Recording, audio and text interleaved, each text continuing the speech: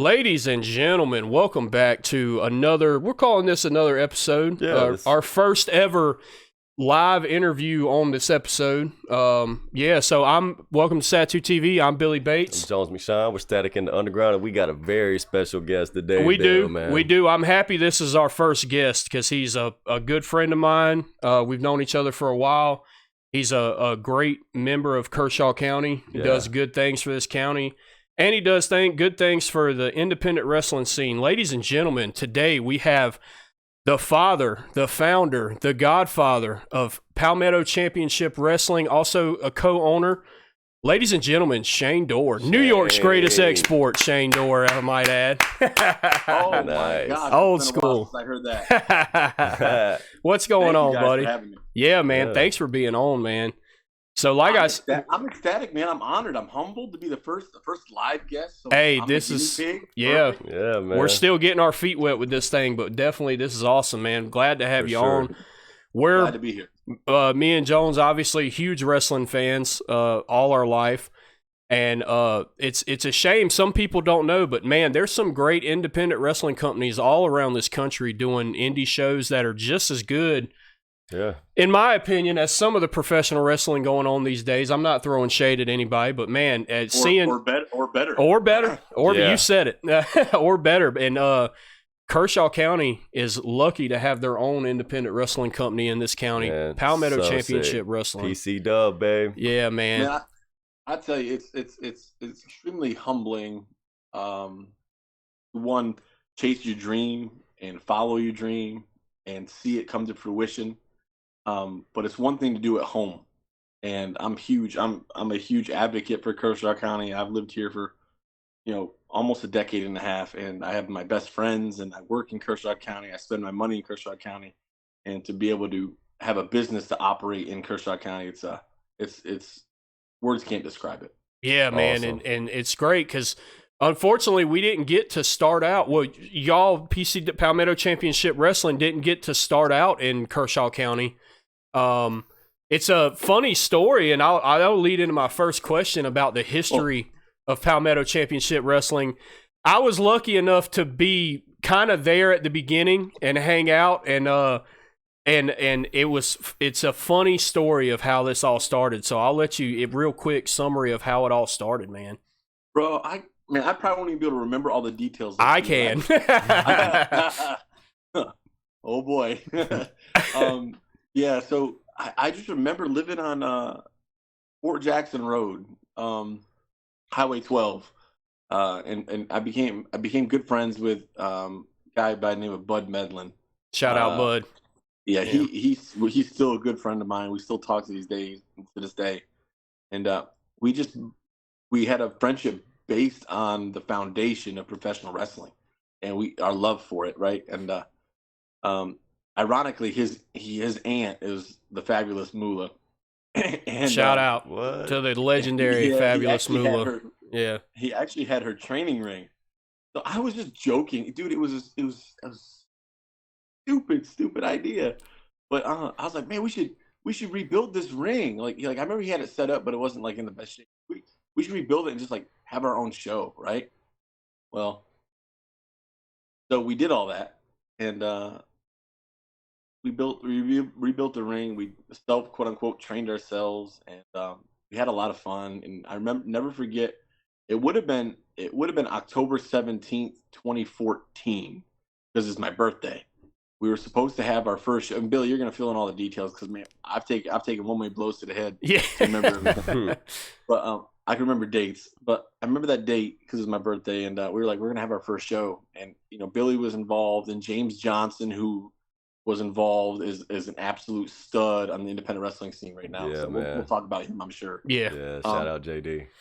We just had this goal, to perform in front of people, right? We all had a mutual love of I don't want to call it ego, but just like be seen, right? And just to perform. I think everybody's got a little bit of that in them, to one way or another.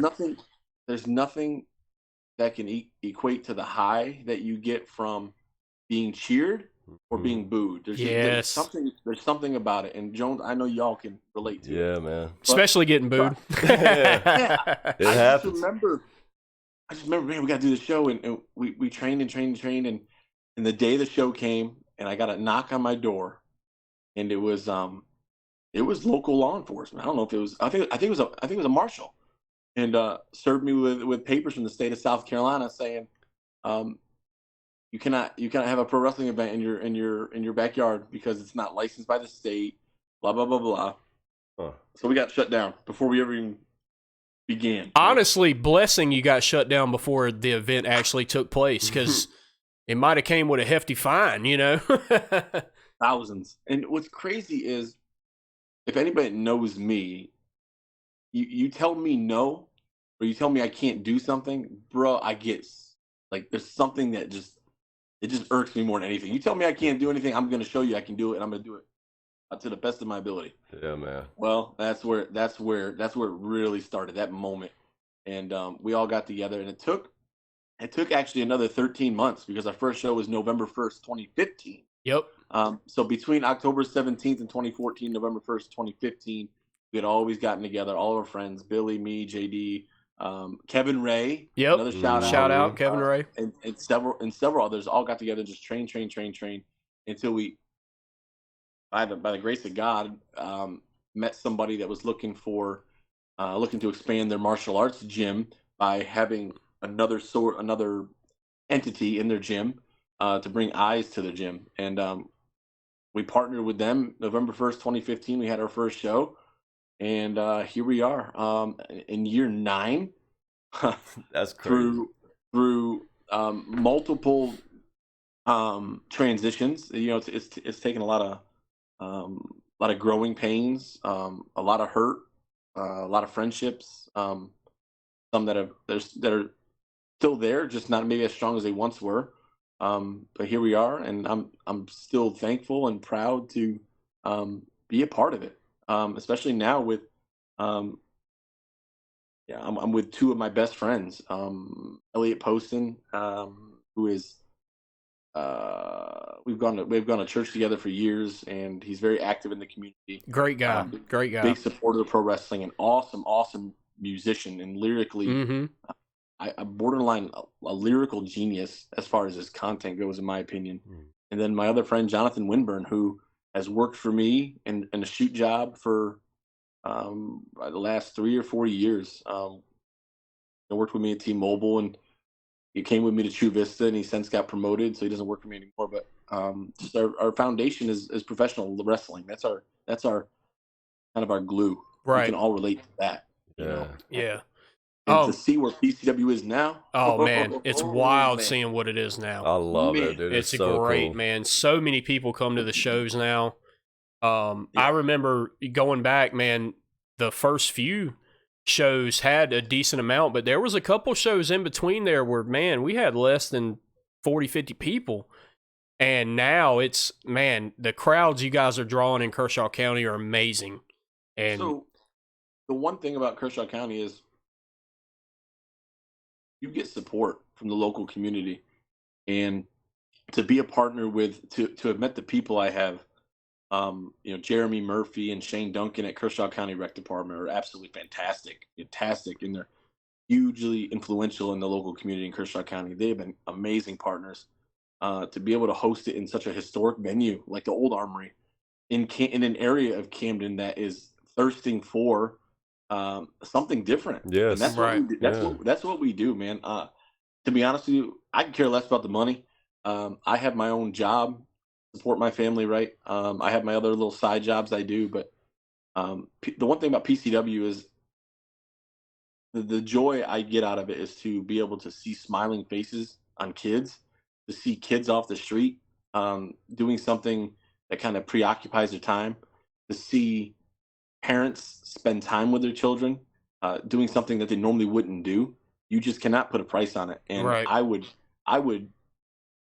sacrifice all the money I have to be able to just put on pro wrestling shows and bring smiles to people's faces, because that's what it's all about for me. So it's always been about. And I kind of live by the mantra: if you're in the pro wrestling business to get rich, might want to get out. Yeah, and it's good to see someone in the independent wrestling scene that cares so much about putting on a good show, because unfortunately, there's a lot of snakes in this business, man, and you hate to say that.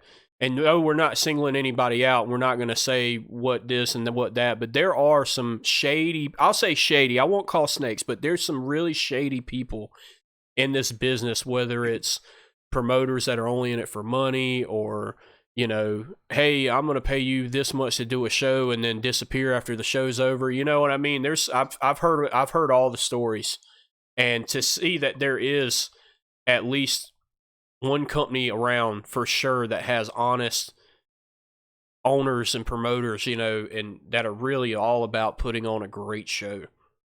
Well, the definition of insanity is doing the same thing over and over again, expecting a different result. Right.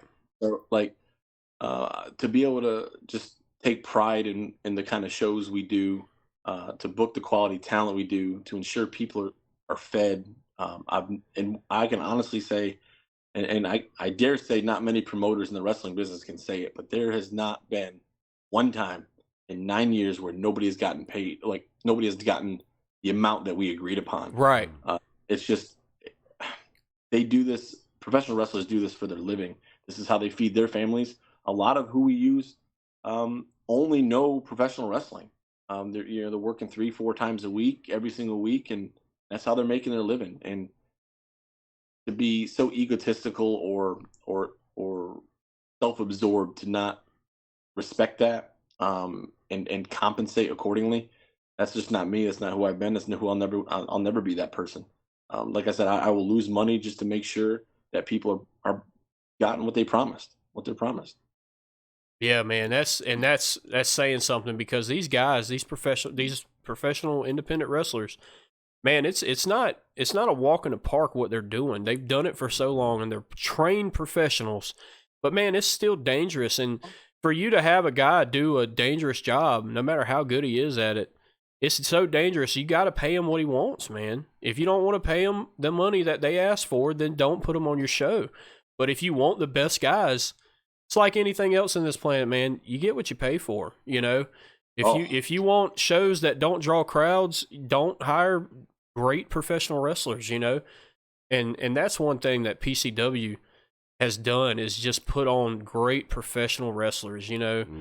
And it's not from, man, I hope this guy's good. It's like from the owners, the promoters from PCW doing their homework, you know, putting guys on multiple shows. Whenever a guy comes and he's got the crowd behind him and the crowd wants to see him again, love him or hate him, guess what? He's coming back, you know? Well, and there's, we don't take shortcuts. We don't cut the corners on anything we do. If you look just from an independent wrestling standpoint, and, you know, feel free to Google any of these names, but you look at people like an Ethan Case, like an Anthony Henry, like a guy like, I don't know, nobody's heard of JD Drake, nobody's heard of him. Shout out Workhorseman. Yes. Yeah, facts. And like, just how many independent wrestling companies in South Carolina are putting on Lindsay Dorado and Jay Reed, right? Right. Two people that have traveled the world and wrestled for the biggest company in the world. Nobody. And it just goes to show that we're about quality, and at the end of the day, we have to justify what we charge to get in the place, right? Right. And if we don't put on what you're paying and then some, you won't come back. Right. That's the name of the game. Yeah, man, and it's great. So I want to backtrack a little bit, because you made it sound a lot nicer than it actually was. See, I told you. When the company first started and we were literally in someone's backyard, this ring was an old wrestling ring, and it was stiff as it was. There was no flex in the ring. It was gonna bring back memories for me, man. Dude, the ring hurt so bad. So and when Shane was like, "Yeah, we trained." By training, what he means is you had him and Bud, who were huge fans of wrestling, and then you had James Johnson, me, and our buddy Jeremy, who were training, aka we had just beat each other up in the backyard a few times, done backyard wrestling, and our training was, here's a move I saw on SmackDown last night. Yeah, man. Yeah, it was that bad. Me and Jeremy, we had most experience, and by experience, it was we had done 4 or 5 backyard wrestling matches in my backyard in high school. I remember Billy coming to work like after training with y'all, man, just locked up, dude, stiff. Shut up, Yeah, Bill. dude. What? Yeah, and then it He was leaving work, going straight to y'all to train, man. Yeah, and then it turned into we found out how to make the ring better, you know, with the metal bars and our friend Jeremy. Hey guys, it might not hurt this bad if we do this. Yeah, let's do this. And it was great. And then you know, I was lucky enough to be part of that at the beginning, see where it started. And man, it was great. It was one of the best memories I have of how it started. But man, seeing how Hey, Billy, tell about the carpet and the carpet and the pad. Oh, you talking about before we fixed it? Before we fixed the ring? So the ring was it was 2x6s, wasn't it? Yeah, 2x6x16s. Yeah, all the way down. And then it was a carpet and then a pad that honestly was too fluffy because we would trip over it because our feet would sink in it so much. But it didn't help. There was no flexing at all. It was just boom. Right. Remember the time when we left it out and it would rain? And James would roll this up and throw at his shoulder and be dripping water. Yeah. It was so bad, man. We were out of our mind. And then, but like I said, seeing it go from that to, you know, the gym that it was at where the first few shows happened, and then you hired a real trainer, comes in Ethan Case. Oh, and okay. I was wondering where you were going with that. But yes, I wasn't going to, I wasn't. Good call. Our first quote unquote trainer was someone who just had more experience than everyone else. And then Shane. But you know what, man? It's funny. Like I have no issues. I'm a very hard person to have issues with, right? You have to do something pretty bad for me to not ever consider talking to you again. And I have no issues with this person to this day because I honestly believe through all things bad comes something good, right? Yeah. There's nothing that's 100% bad because you learn from stuff. You learn Right. from stuff. And if I was to honest, I could not honestly tell you that for the first trainer, I'd be lying if I said he didn't teach us something. Yeah, Right? yeah, absolutely. He definitely taught us more than we knew at the time. But to where you were going, to where we eventually got. Eventually fantastic. hire a trainer, Ethan Case, and he takes over, and he has turned it into its own wrestling academy. It's a straight up wrestling school now. They have their own building. I believe two rings that y'all practice with. Yeah, they have the Palmetto Wrestling Academies in Irmo, Right. off Dreer Shoals Road. Ethan's baby. I mean, I've seen him have 20 to 35 students at one time. It's unbelievable what he is doing in just something that he just knew that he was born to do. Right. He's born to be a professional wrestler, right? But I think he was destined for training. Right. And there's a difference there. And what he's done, he's got a beautiful facility, like two sides of it, like two rings or one ring on each side of the building, with a wall. I mean, it's separated into two. Because you have a beginner class and an advanced class, correct? They do. Right. They do. And to see what he's done, the hand he's had on some of the most notable independent wrestlers going right now, like people like Eric Ademia, D'Angelo, the Moody's, James Johnson, a guy by the name of Sean Legacy, PJ Ellis, all these guys and gals, man, they're everywhere they go, like they're gold because of confidence he's instilled in them and the things he's taught them. Nice. Yeah, absolutely. And one thing that I really like that he does with the academy is whenever it's time to enroll a new class, he only has a certain amount of spots. Whereas he could bring in as many people as he wanted and take all the money, and then you wouldn't be able to be trained properly because there'd be too many people in there needing to do reps. True. He has an X amount of open spots. That way that he can focus training on every individual person, man, which is one thing that I think doesn't get talked about enough. And a lot of people don't even know, man, like he flies and has so many notable people in the professional wrestling business come to that academy, that it doesn't even get talked about or promoted because that's not what he wants to be known about, right? He doesn't want to be known by and bringing these big names in. But he'll surprise you once in a while, like Lince Dorado, Martin Stone, Jay Rios, Fuego del Sol. They go to his academy. Those are his friends.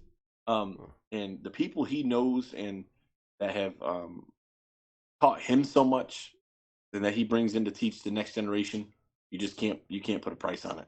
Right. Yeah, and he'll have other guests in, like guest guys come in, like Billy Brash, I know is in there a good bit. You know, obviously not as much nowadays because they're so busy with AEW, but you know, JD Drake, you know, he came in and he taught a class that I was a part of, you know. I mean, all these guys that are all over the world all can be tied back to Ethan Case or PCW at some point in their career, and it's pretty awesome to know that, you know. And another thing too is, from what I understand, you can look up other prices. You're not going to find a wrestling school for this price for what you get out of it. Like there's some wrestling schools that charge arms and legs, and then these guys come out and they aren't prepared, you know. And with Ethan, you know, he charges a very fair price, and he really does hands-on training. Like he's in the ring, you know, he's a professional wrestler, you know. So he's a professional wrestler who's been in the ring with people like Cedric Alexander, right, and the Lince Dorado, and all these notable people that you see on TV constantly. Ricochet, Ricochet, all people that he's been in the ring with and learned from. Right, so you can't put a price on that. Yeah, yeah, man. So PCW, to see where it's come from, that's very, very humble beginnings to what it is now with its own academy and putting on shows once a month, great shows once a month. Yeah, it's wild to see what it's come to now. You know, it's great. It is. It's a great thing for this community. I got a question for you, Shane. I was curious. I haven't been able. I moved to Columbia. I haven't been able to check out a show yet, but I have drove by dropping my kids off and seen the parking lot completely full out there. So I want to congratulate you on that. But what I was wondering is, since you have that residency now in Kershaw County, how did that come about? And are you able to hold storylines better having a residency like that in one place? Well, to be truthful, residency is nothing new to me. So I always, no matter where we've gone, I always try to book a year in advance. That's always been my thing. Like nobody does that. And now it seems to be everybody tries to do it. But I've literally, come January 1st of every year, I have every show booked through the end of the year. Nice. Once a month. I've done that forever, Billy. I mean, you can attest to it. Yeah. So like you can go back from the days of the first show, and then until we ran our next show, we've had a show every single month ever since. It's just easier that way. It's easier to build a story and to give something people to look forward to. So we kind of started out with after the Warrior Warehouse, we moved to North Springs Park, which we were at North Springs Park in Northeast Columbia, over there off Clemson Road for seemed like a couple of years at one point. And then we migrated over to. We did a couple spot shows until we found our permanent place, but it ended up being in Lexington, South Carolina, Seven Oaks Park, for a couple of years, and then COVID. We all remember how that went. Boy, and still pisses me off to this day. But it's it's a whole nother conversation. One I don't really want to get into. Yeah.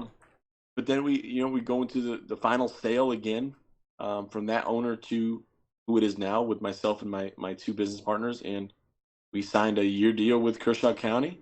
And then in November of last year, they signed us for another year because they absolutely loved it. So, yeah, that's great. We're always under contract for at least a year, and we'll never deviate from that. I feel the once a month in one central location is just enough to keep people thirsty and hungry for more. So to answer your question, but to be able to live in Kershaw County and establish a permanent presence in Kershaw County, there's just, the other places are great, but there's just nothing like this. Yeah, man. We've been in nicer venues, right? But there's no venue that's been more special, more close to heart than this. Because again, I just have an unmatched appreciation for this county and the people that are in it. That's And, awesome, man. I love it. Absolutely love it. So out there in Camden, you're right. Like when you give somebody something a good product, there's not a lot out here, you know. So whenever you do something like that, people are gonna migrate to it. So that's so cool, man. The best promotion is the word of mouth. Yeah. And you know, I started something new. So again, going back to professional wrestling not being my money, not being my passion, right? So every month, you'll see me walking. If you're out on a Saturday, usually 2 Saturdays before a show, you'll see me literally walking the streets of Camden and surrounding areas, meeting local business owners, posting posters. You know, we have big 11 by 17 posters. By the way, not being biased or anything, but I think we have the best professional wrestling posters in the business. Yeah, y'all's marketing is great, man. The guy y'all got making those flyers is on point. Yeah. You know, that's a cheap plug there. Well, his name's Elliot Marriott. He's from England. He's in the UK. So absolutely fantastic person who just got signed by MLW too. So no big deal there. Nice. Cheap plug. Sweet. But to be able to get out in the streets of Kershaw County and meet these local business owners, and what they'll do is they'll allow us to, and I say allow us because it's their business, but I don't ask for anything in return. I don't want money from them. I don't even seek. I mean, I have a sponsorship package that I seek in a different way, but when I'm doing this, I'm just talking. I'm meeting. I want to mingle and network, and any business that allows me to hang their poster, they'll get free tickets to our show as a thank you. You know, I literally have 1,000 business cards that have just our logo on them, and on the back of it, it's a QR code. And you scan it. It says 1 free admission. And I pass them out like hotcakes just because I don't care. Right. I don't care about losing money. It's not what it's about. I will lose money. At the end, it all comes back in some way, shape, or form. And most of the time, it's just in somebody that's thrilled to be there. Or just, you know, you never know whose day you can make by just giving them a ticket to a show, right? So that's just something we do. It keeps costs down because it's the same business card the whole time. Right. And guess what? It says they have to bring it to the door. They bring it to the door, give it to me. Guess what? It's the same thing every month. Recycle, bring it out, and do it again. Yeah, man, dude. It's the name of the game. Yeah, man, that's awesome. Yeah, man, that's awesome. And y'all's next show is February. What was the date on that? February 24th. 24th. February 24th. And another thing we do, Jones, to go back to what you're saying, it's the same weekend every month. It's the 4th Saturday every month. Dude, we need to try to go to that, man. I'm off that day. Yeah, I'm definitely planning on going to that. I'm almost positive that's my weekend with the girls, man. You know, my kids are huge wrestling fans. We need that's going to be awesome. Yes. Yeah, we'll definitely be there for that.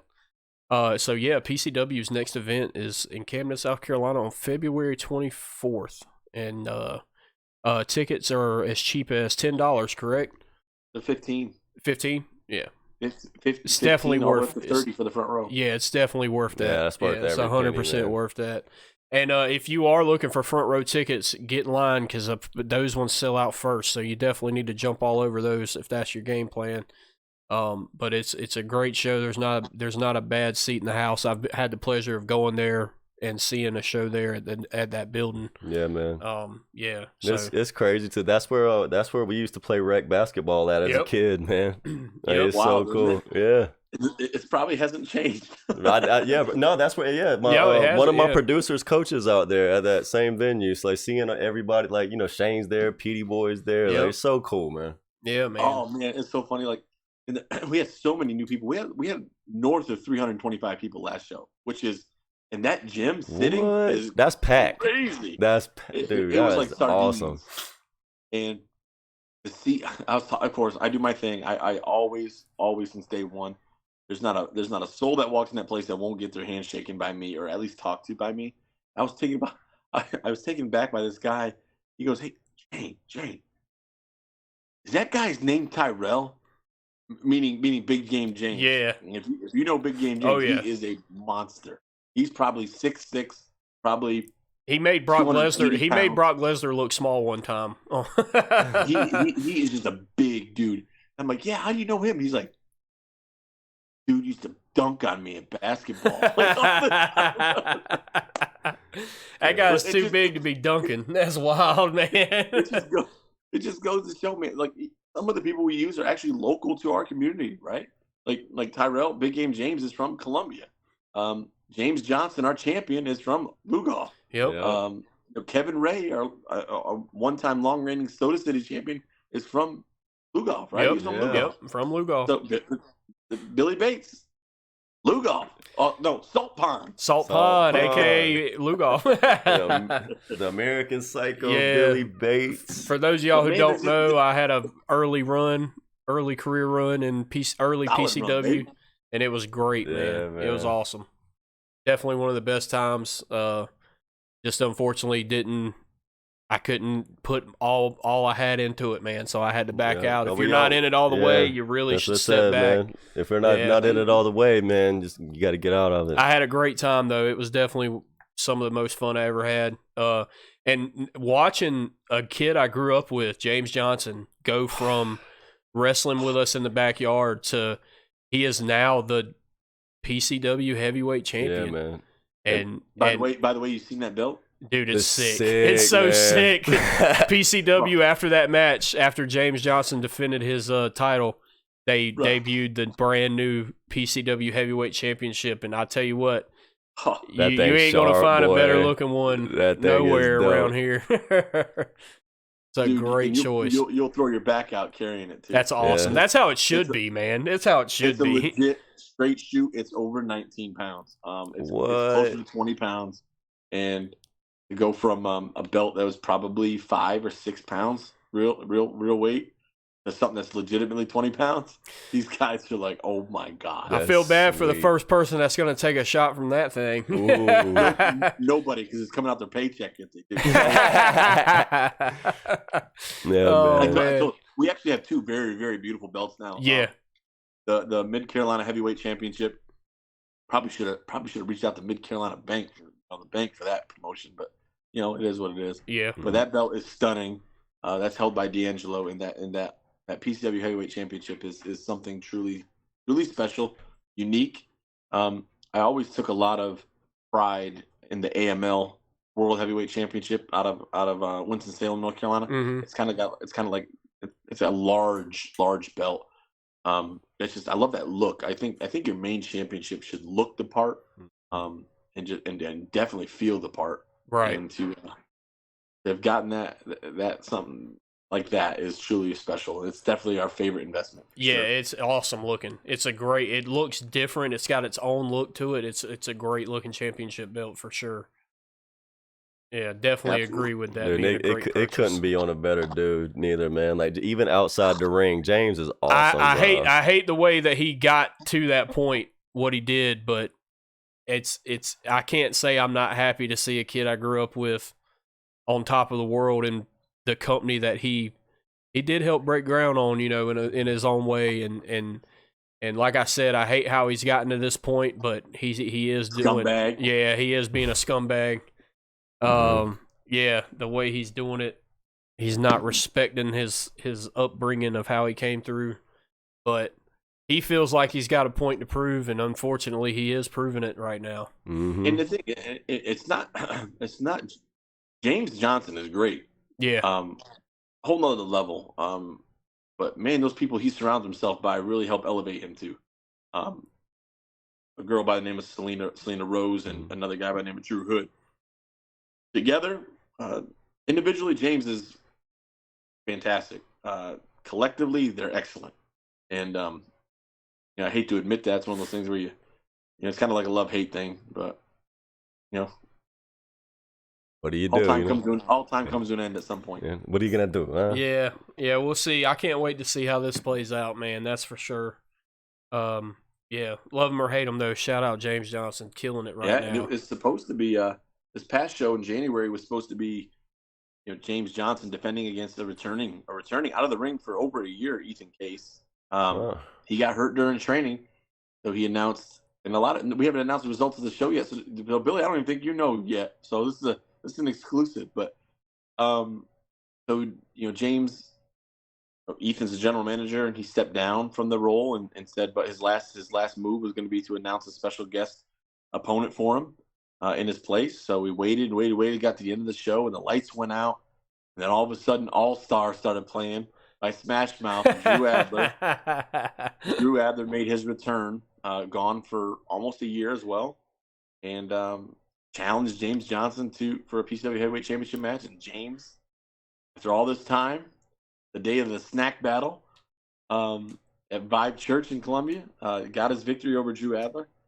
And, here we go. Here goes the story. Let's go. Yeah, and it's great. Very much looking forward to what you got in store for us at the next month's show. Yeah, and it's wild, man. People who didn't know at the beginnings of this company, man, they'll never fully understand. You can't truly appreciate PCW if you don't know its humble beginnings, right? And man, it was humble. I love telling the stories. I love telling the stories that I remember, and there's a lot I don't remember. I'll be honest with you, because I've been concussed so many times that I can't even count them. I lost count. Yeah, and not even know when you were concussed. You just are so used to getting it happening to you that. And I can remember there was a time during training where I was just like pain pills, man, pain pills, and I'm not talking Aleve. Right. I'm talking my hydrocodone pills. I had such a headache all the time, like because I was always getting my head hit. That was not tucking the chin. Yep. And it just, you were so used to it, And like you were saying, not tucking the chin, half those concussions being from just taking a bump, not even actually physically getting hit in the head, but just the head bouncing off the mat, man. The most dangerous. You're my kid yelling. Yeah. The most dangerous part of the bump is not the bump itself. It's the recoil of the ring coming back. Yep. You were right about that. You keep the head off the ground, the ring comes back up, hits you in the back. That's it. Oh, concussion, yeah. Every time. Yeah, I definitely had a few screws knocked loose a couple times in the ring. Yeah, I tell you. I remember you taking a chair shot in that triple threat match that one time. I think it was for the Soda City Championship. Yeah, I lost it to James Johnson. Of course. And then I'd thrown Kid Riot out earlier. I put him through a table, and so he Billy, came. we still laugh about a story. Actually, as recent as a couple weeks ago. Ethan's always involved in this story just because this was his first show there. Yeah. We always laugh at the story where we were at Spring Valley High School. Okay? Another school we ran a couple of shows at. Spring Valley High School, there was a triple threat match between Billy Bates, Kid Riot, and James Johnson. Now, the funny part was we handmade these tables. Okay? And these weren't good tables. They weren't bad tables either. I was there. I was there. He was there. He was in the crowd. Mm-hmm. they were OSB with legs. Half-inch plywood. Yep. Yeah. I don't even think it was half-inch. Let's not even give it that. Well, James did lay on one of them, so that one probably was at least half-inch because he did lay on it. But the best part was if you go back and watch this footage. Oh, I know. Everybody in the match had their names spray painted on the table that they went through. They ultimately went through the table with their own name on. Like James Johnson, you couldn't put Johnson on it. The table was so small, it just said Wolf. Yeah. He was the lone wolf at the time. Wolf. It said WOLF. Dude, that match. You remember when the match ended and Billy had James on the table and he went to dive and headbutt off the top rope? Dude, that table turned into dust, bro. And Billy sold it like unconscious, like facing the mat, just not moving. I remember I was dying. That was so dope. The names were spray painted with black. And after that diving headbutt where I went through the table, I had black spray paint on my lips from where I kissed the table whenever I went through it. So I did go through that table, and it hurt a lot. And that was one of my favorite matches, man. That was good. And that's one of the few that are on YouTube. Actually, you can look it up. But yeah, that was. And my table was bigger than theirs. The table that had my name on it was bigger than the other two because I was the biggest guy in the match. It was a little wider. Yeah. Yeah, man, that was great. That was actually a little decent storyline right there with us three. That storyline carried on through a few shows, and it ended that night. But yeah, that was pretty good. That was I enjoyed wrestling those guys, man, especially James, because I grew up with him. Just hearing Ethan tell the story, bro, is hilarious. Yeah, it's funny. It's funny every time I hear it. Because I remember it was after that match, because that match was right before intermission. I remember you went to Ethan and you were like, "How you think it's going so far?" And Ethan was like, "It's not bad. It's not bad." Because at the time, me especially, I still wasn't good in the ring. In my opinion, I never got great in the ring. But at that time, I still hadn't been properly trained, and I only had a few matches under my belt. So no matter what, man, I can look back at. There were things that we obviously weren't the best trained, right? But we could have an okay match. Yeah, right? We all could have an okay match, get our responses, but we all had things we could do that were I think really good. Mine was always selling. Yeah, mine was selling. That's it. Like, dude, I can't, like, psychology wise, I could do what I was told. Right. Actually, I remember I only had to call one match, and that was with former trainer. I called one match, and he let me call that match, and it was actually really good. But I think my best strong suit in all the matches I had was I could make whatever was done to me, I can make it look, I think, really good and make you look good doing it. Yeah, that was absolutely. My if I had to give myself a strong suit, and neither one of them are that good, honestly, was the first one was I was okay with being stiff, like people actually being stiff. And that's one thing that I always loved about wrestling James, because we grew up together in the backyard. So whenever we would wrestle, it was we were hitting each other. And I had the pleasure of wrestling him a lot, especially in upstate South Carolina, and we did a few shows in North Carolina with other promotions. And man, I wish one of those things would have been recorded, because there was a stretch of time where we were working every weekend for about 6 months, wrestling a show somewhere in the upstate, and we were always wrestling against each other. And man, you just get in a rhythm with the guy. You get good chemistry with the guy. And yeah, man, shout out to James. I can't speak enough good things about that kid. And then the other thing that I had that also wasn't good was the crowd loved me for some reason. Yeah. I always had big pops and relatability, bro. Yeah, and the one thing that wasn't good about that is even if I did something bad in the ring, they would cheer, and it would make me feel like I wasn't messing up. But in reality, I was making big time mistakes back then. Yeah, dude, one more thing. What's that? You had that hair. Yeah, I did have I still do, but yeah. That hair would go flying. That hair flying around. Yeah.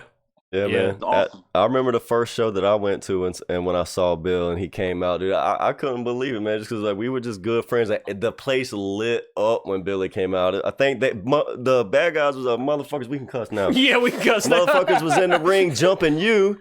You was cutting up. Yeah, and then you don't really. And then Billy come out, everybody's dude. It was so gnarly, man. Like, that was so long ago. I can't wait to go to a show, man. Yeah, that was so. Can't wait. Yeah, when's the last time you've been to one? Oh man, I came to that one. Not you, Billy. I know when you came. Jay, he hasn't been to one in a while. I don't know if the last one I went to was it the one at Spring Valley? North Central. North Central. Y'all did that show at North Central a few years back. North Central High School. You came to Lexington, didn't you? Oh, I did go to a show in Lexington. You did, yeah. I think it was James' first championship match whenever he injured his collarbone, man. I don't have too bad of a memory. Yeah, you're right. Yeah, I forgot all about that. My memory is horrible, dude. It's hilarious at that North Central show. We saw a UFO out back, but that's neither here nor there. Yeah, we'll tell that another time. That was a wild one, man. no big deal. It's a random UFO in the middle of bumfuck. We don't know if it was UFO, but it was definitely something we had never seen before. That was very weird. But yeah, man. What is, obviously, I know you said your memory's not that great, but you had a decent amount of matches in PCW. Do you have one that was your favorite match that you wrestled? I can think of I know my favorite match that you ever did, but what's your favorite match you ever did? There's no comparison, in my opinion. So I had the absolute best match on a card with people like John Schuyler, and people like Billy Brash. Right. I like this show legitimately. I go back and think about that show. I legitimately believe in my whole heart I had the best match of the night on that show, and that was me versus a guy named Seven. Oh man, you are. Yes, I immediately remember this match. This and it still irks me to this day because it's so long ago, but I can remember it like it was yesterday. And it's one of the only shows that we never had any footage of because the hard camera at the time ran out of storage and it shut off. Of course, and my match was, I remember it was main event. Yeah, you main event, yeah. And I'll never forget, dude, we were warming up during the show, and I knew I wanted to do a coast-to-coast spot a la Shane McMahon, right? I've always loved Shane McMahon. And I just always want, everybody calls me Shane O'Mac. They've always called me that. I've always wanted to do that coast to coast, jump from one side of the ring to the other and kick somebody straight in the face. I've always wanted to do it. And we were warming up. He's like, "Hey brother, you want to practice this?" I said, "Hell no, I'm not practicing this. If I get hurt, I ain't having a match." Oh hell no, I'm not practicing. Let's just go out and do it. And man, the build was perfect. I just never forget, like got him down, knocked him down. He got to the corner. Father Darkness jumped up in the corner, laid him out with the offering plate, went outside the ring, took a fan's chair. Crowd went nuts. Got in the ring, set the chair in the dude's face, climbed the other side of the ring, looked around. Again, this venue was a limited seated venue, probably 225 people. It was so loud. So loud. I could feel it. And I was like, I'm not missing this. I'm not going to be short.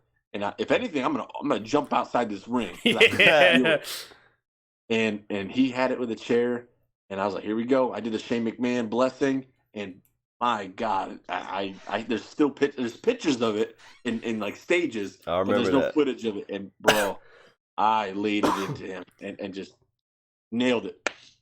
Double feet to the chair, 1, 2, 3. Crowd goes nuts. That was a sick match, and that is a good favorite match for you to have for yourself, man. Because it's like the only one I can remember from beginning to end. One of my favorite matches that you had is because you tricked everyone. Was you were wrestling at the Warrior Warehouse. You were wrestling Jacoby Boykins, and you hurt your knee, and you were like, "Yo, stop the match!" Like I twisted something bad, and everyone was like, "Yo, get the wrestlers out here to help him." And I ran. Wait. The best part is even you weren't in the know. Yeah, I was a face and you were a heel, and I was like, yo, we got to get him out of here. Like, I ran to your wife and was like, hey, start the car. He's got to go to the hospital.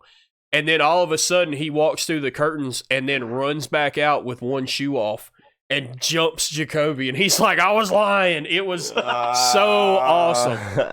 It was so awesome, man. And you did the corner bomb with one shoe on. The springboard splash. It was so sick. That was my favorite match you had.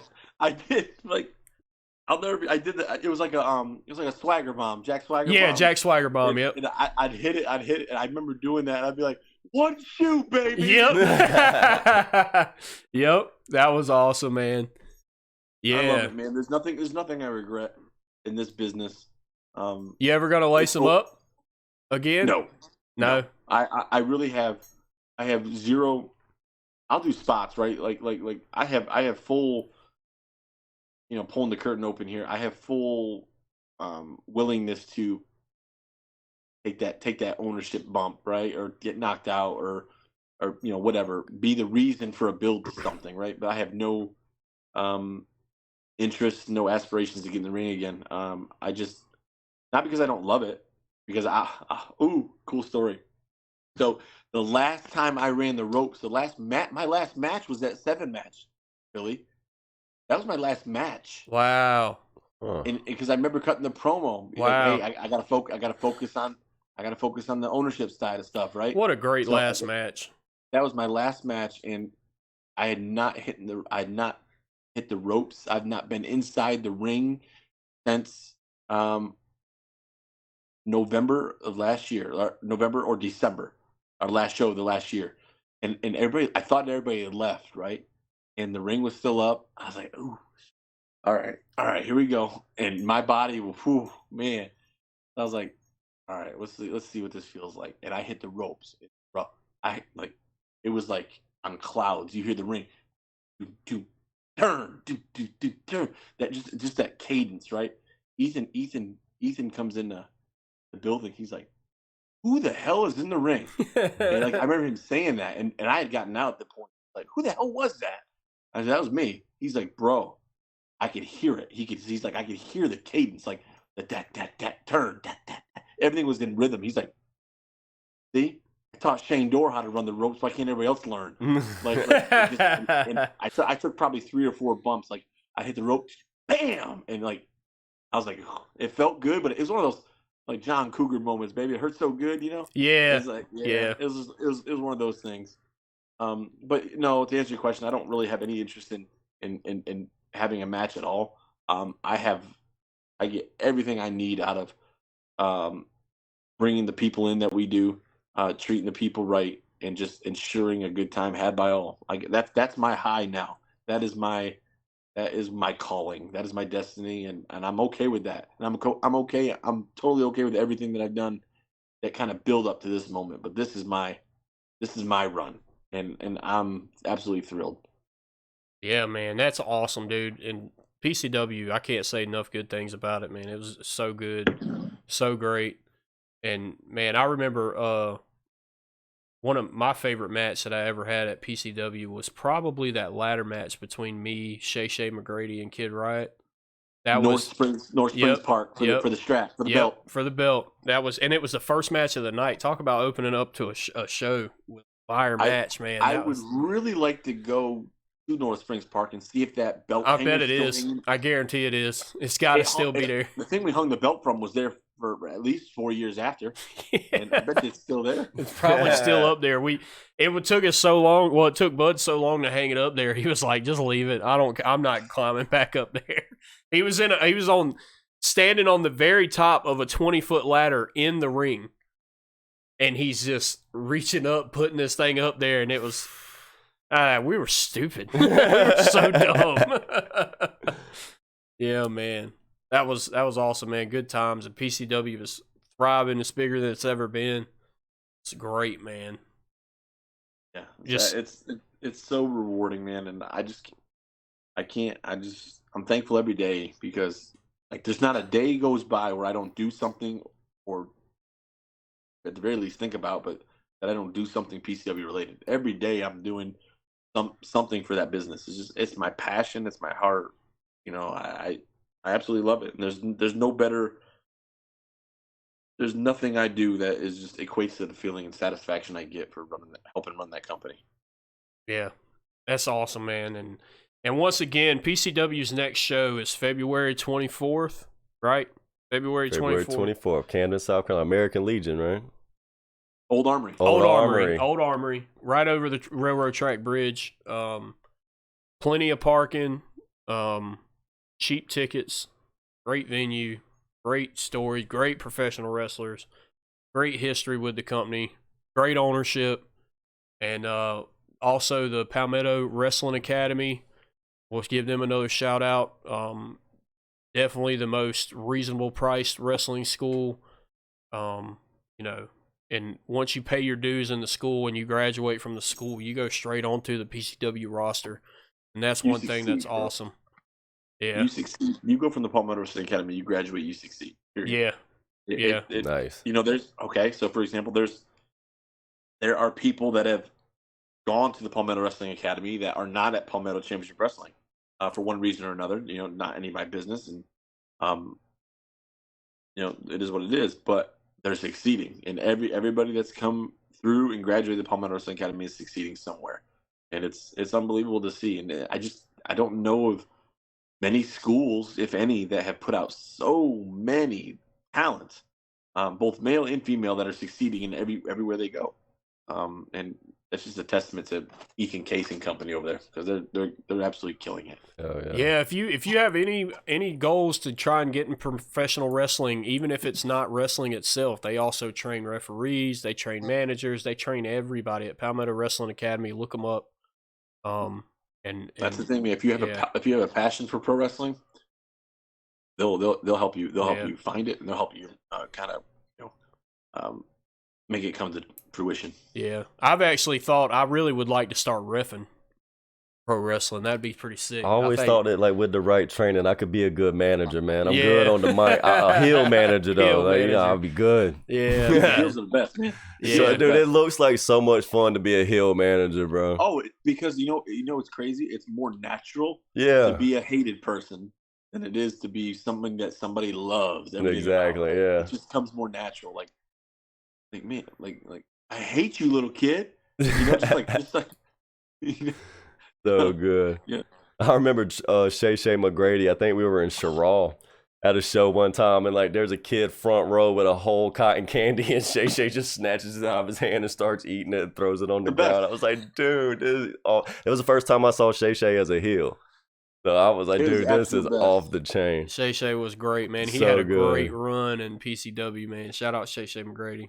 Heck yeah, man. Oh, man. Just an awful story.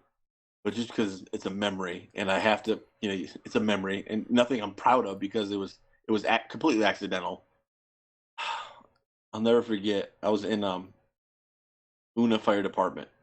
Where is that? Spartanburg, somewhere up there, somewhere in that upstate. Spartanburg or Greenwood. I remember we used to wrestle in Greenwood. Greenwood. Yeah, we used to. That's it. Me and James had a lot of matches at that firehouse. But dude, I had a manager by the name of Father Darkness, right, at the time. And this is not one of my better moments, but it was swear to God, extremely accidental. But you just get in the moment, right? You get in the moment, and this, you're getting heat. And I just remember like just hearing this, like, I don't know, somebody was making fun of me. And like my back was to them. There's a whole group, probably 30. And I'm looking at my opponent, and they're all behind me, just blah, blah, just making this noise. And so I said, and I did like a 180, and I was like, blah, blah, blah, blah. Group of special needs, the whole group. And bro, I tell you, even Art Long was like, bro, I'm like, dude, I didn't know, like it's just, I never saw anybody. It was just my back was to them, and I was like, bro, that was just the worst moment. But he laughed his butt off because I was truly didn't know. Yeah, and I'm sure you felt terrible about it. Yeah, you was in character, man. You were there. I have a special needs niece, and it just wasn't intentional. Like I've never said anything in any of my promos that could ever be anything controversial. Just because I believe in getting good heat. You don't need to do the worst things that are humanly imaginable to get heat from somebody. And I just wasn't looking, and I turned around. I'm like, oh my God! And we got to the end of the match, and we got through that curtain, and he's like, dude, he started dying. He fell on the floor laughing. I'm like, I would normally laugh at this, but the problem is like the situation. Yeah. Just wasn't one of my proudest moments. But to him, I can see why it would be funny because I really didn't know. But just one of those moments, man. You get in the moment and whatever. Yeah. Anything could happen at a show, man. Dude, there used to be some hot crowds in that firehouse, man. Some good crowds in no there. Air conditioning crowds. Yeah. Have to leave the doors up. Remember y'all did that show in the daytime in the middle of the summer? I think that's the one. That would be July 3rd, 2016. Stars of the Stripes featuring Tommy Dreamer and Gunner. Yeah, man. That was a great card. Didn't you win a championship at that card? I became the first ever PCW US champion at that show. And walked to the ring by the Patriot. By the Patriot, R.I.P. man, to a real one. Yeah, the Patriot walked me out to the ring. Dope. Yep, that was awesome. Beat Kevin Ray that day. And yeah, that was a great card, man. Tommy Dreamer wrestled James Drake. Man, what a match that was. That was also the day you lost the belt. You lost the belt that day. To somebody's fake injury, remember? Yeah. Ow! Oh, man. It was so funny. That's funny, man. Drake was supposed to beat Dreamer that day. And I remember something went down. Drake was younger.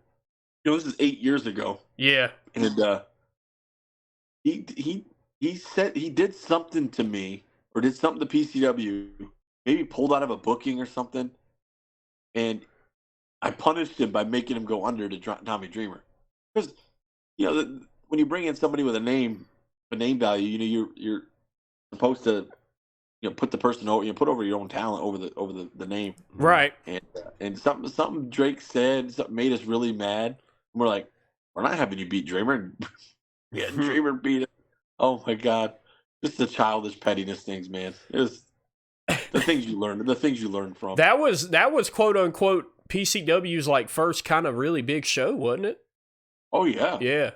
Oh yeah. We had November 1st, 2015 was our first show.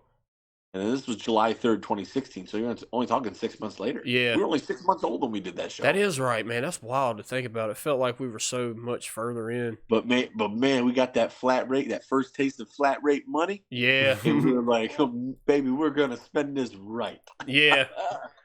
Yeah, that was it. Dreamer, you need a flight? Sure thing. I'll fly in, pick you up from Charlotte. Dreamer made a killing that day, too. He was selling autographed pictures for $10, man. He was... Good deal. Had a whole crate of them things that he sold. So I have a bad rap of we've had the pleasure of having Tommy Dreamer and Abyss. Yeah, Abyss from TNA a few times. Abyss a few times, yeah. And I was the lucky one who got to pick up Dreamer and Abyss from the airports, and I'll never forget, picked up Dreamer, and it's just awkward conversation, but I was trying to get him back in time, right? We have a show, Tommy. Right. We may have not hit. He's from New York. I thought, aren't you from Yonkers? I'm driving fast. I'm going 90, 95 down 77. I'm getting you to the show. And he goes. He's got a New York. He's got a little bit of a New York accent. He's talking like, "Where's your wife at?" I said, "Tommy, she's right there." He's like, "Mrs. Dorr, you need not to give your husband sex because he can't drive." Oh man, that's awesome. You need to withhold sex from your husband. Right? Damn, that's awesome, man. And my wife's like, "Sure thing, Tommy." Yeah. And then Abyss is a funny one. So if you've never seen Abyss is a legitimate monster. Yeah. I'm talking, he's probably a straight shoot 6'7", probably 350 pounds. And I picked him up. The nicest guy, though. The nicest guy, man. Great guy to drink with. Yeah. And I picked him up in my wife's Kia Sportage. And he's over there. and we were talking. We were having a normal conversation. I was looking at the road. He was telling me about Paul Heyman and all these people. He's Mike D'Amore from TNA, and he was telling me about all these people. And we were having in the middle of a conversation, it got quiet, and maybe 15 seconds went by, and it felt like an hour. And I look over, and he's holding on the shit bar and just staring, deer in the headlight straight ahead. I said, "Man, you all right?" And he goes, "What? No, Shane, you're actually scaring the shit out of me right now." I was driving so fast and weaving between all these cars. You got Giant Abyss and a Kia Sport. He was being nice by not saying nothing. He was just sitting there like... It should have been a movie, bro. That's hilarious, man. Oh, man. I remember the first show Abyss was on was that show that I had that three-way ladder match with Shay Shay and Kid Riot. Was that the one where I came out of the present? Yeah. Yeah. And I remember when Abyss came into the locker room with all the guys, he immediately walked up, shook everybody's hand, introduced himself, and he wasn't standoffish at all. But I remember the coolest thing was, and this is a little, inside baseball here, I remember whenever it came time for him to get his gear on, he got all his gear on, and he's just sitting there with his mask. Oh. And he's got his gear on. And it's, he's probably got maybe 5-10 minutes before he's got to go out. And, dude, he starts rocking back and forth. It's scary. And he, starts getting into character. And, right before he goes out, he puts his mask on. And, dude, like seeing him like turn into Abyss. Dude, it was wild, awesome. man. It was so awesome to see that. Like he got to a point where he was like, "Yeah, okay, guys, yeah," and then he just got quiet and like started getting ready. Dude, awesome, man. I had a run with that at Spring Valley High School, and he just disappeared. I went looking for him, and he was in the locker room in a corner, mask on, hair wet, but. Just 5 minutes before, I kid you not, just 5 minutes before, he had his hair nice and dry in a ponytail, no mask on, street clothes, look, I mean, normal. About 5-10 minutes later, you go find him when he's gone missing, and he's in the corner, he's doing the rocking, his head's down, he's pulling at his hair a little bit, just enough to get like a little pain and adrenaline going, and like you'll hear him punching. Locker, and like he'll make this like ungodly roar of a noise, and he goes from Chris Parks and he becomes Abyss, and I've never seen anything like that. Yeah, ever. it was awesome to see that, because the locker room that we were at, whenever I saw him do it, it was just a room. There wasn't really like an area for him to go off, so he had to do it kind of right there in front of everybody. Granted, there wasn't that many of us in there, but man, just it was pretty awesome seeing a guy who has mastered a character for so long have to turn into that character. You feel like that like set the tone for everybody for that show. Y'all like, all right, we're fucking killing it tonight, man. Right? It was awesome seeing him, and then everybody got to drink beers with him afterwards. Like, Sweet. He loves to drink now. Yeah, man, he's a really cool guy. That Spring Valley show, that was him versus JD Drake, was it not? Yeah, the first time he was at Spring Valley, or that was that the last time he was there? I think that was the second time. Yeah. We had him 3. I think we had him 3 times, right? Yeah. Because we put the belt on him. Yeah, Mm-hmm. yeah, he was the champ. Didn't JD Drake went over him for the championship in his last match? Yep. He was there. Yeah. Robin Bacon. No, that was Drake and Shay. Yeah, that was one of the matches. That was the last time that Spring Valley, we did a show at Spring Valley, was that one. JD Drake and Shay. That's right. I remember Abyss. I came out of a gigantic present.